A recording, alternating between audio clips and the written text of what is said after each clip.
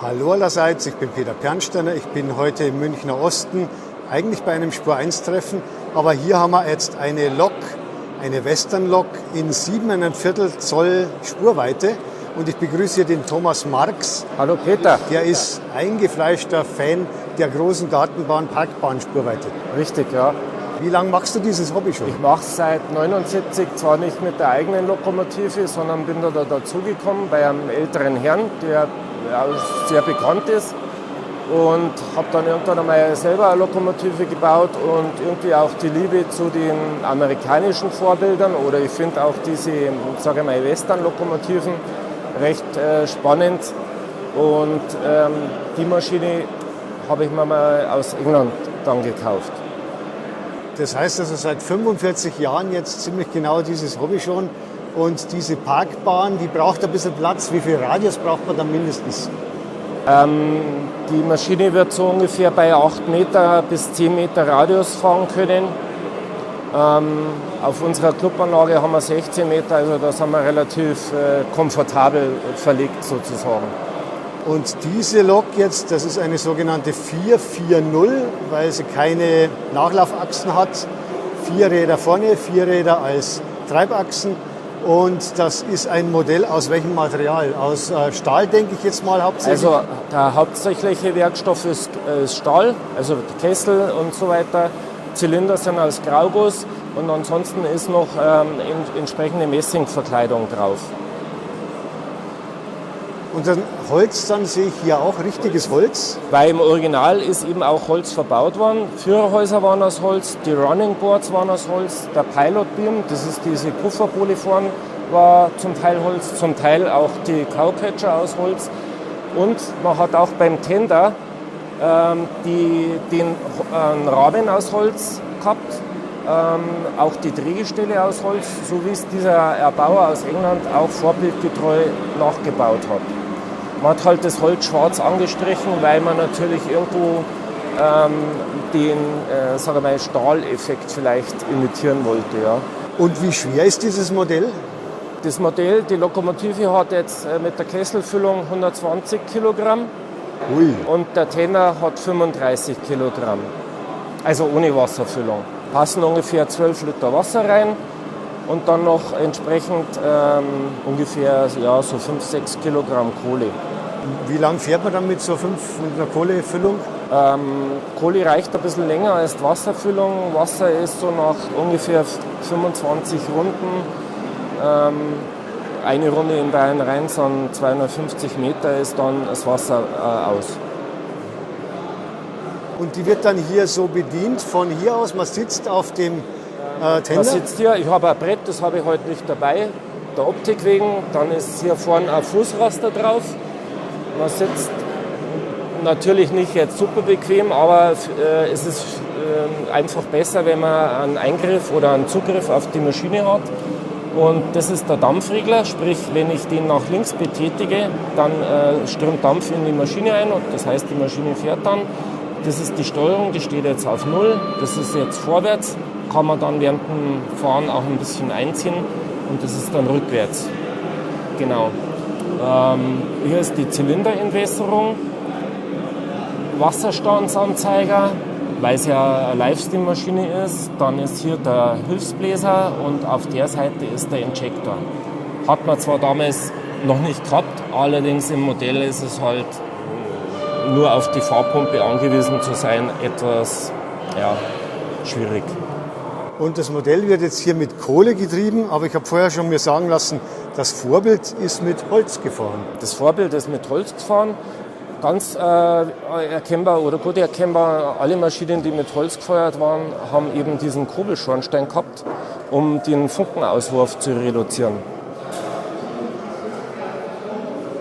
Und im Vorbild sind die gefahren ab 1850 etwa? Diese Maschinen sind so ca. 1850 in diesem Stil gebaut worden, sind in Amerika zu Tausenden gebaut worden.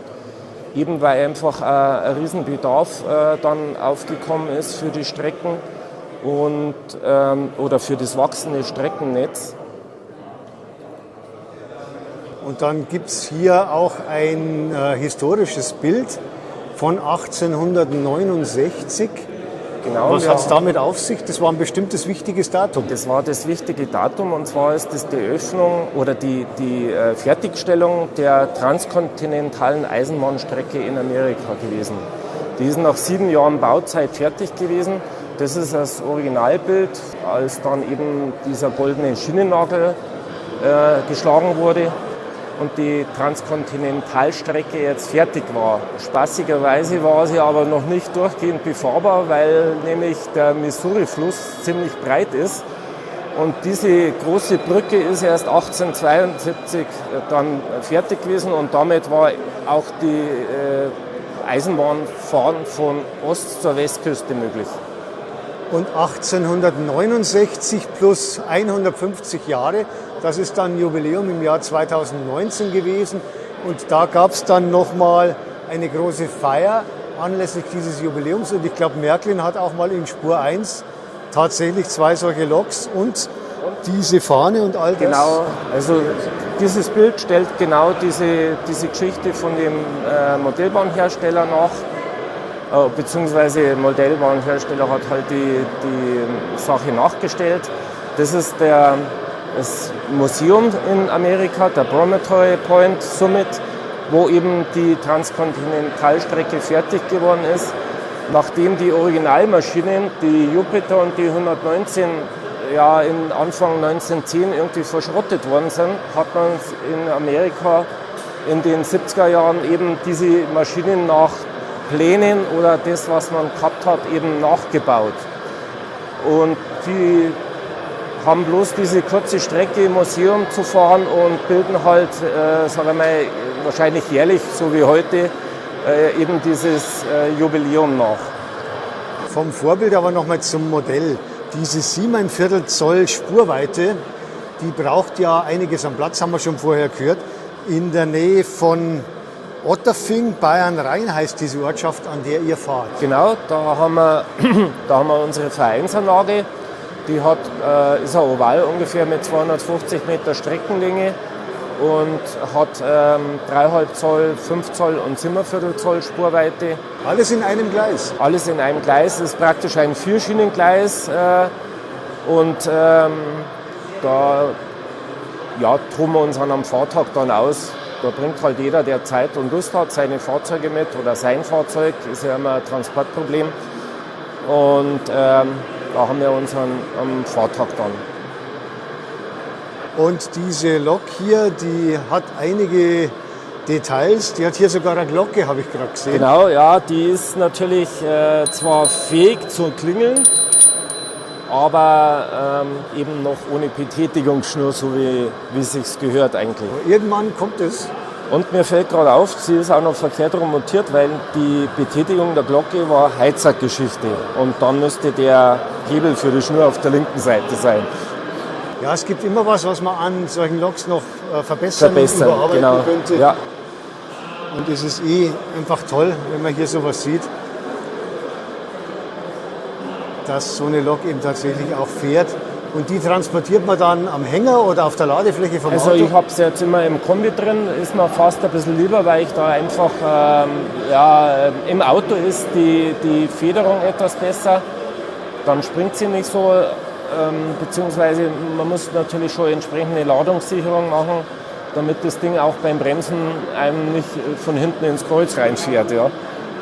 Und dieser Verein, nochmal auf den zurückkommen, das ist der Bayerische Dampfbahnverein. Bayerische-Dampfbahnverein.de. Werde ich natürlich jetzt hier im Video einblenden.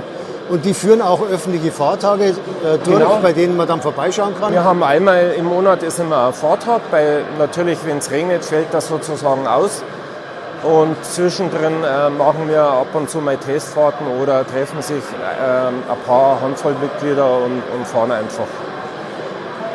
Gut, dann bedanke ich mich beim Thomas Marx hier für die Erklärungen zu dieser wunderschönen Westernlok, die hier als Modell auch schon einige Jahre alt ist. Ja, ich schätze mal, dass die schon 30 Jahre auf dem Buckel hat oder vielleicht sogar noch älter ist.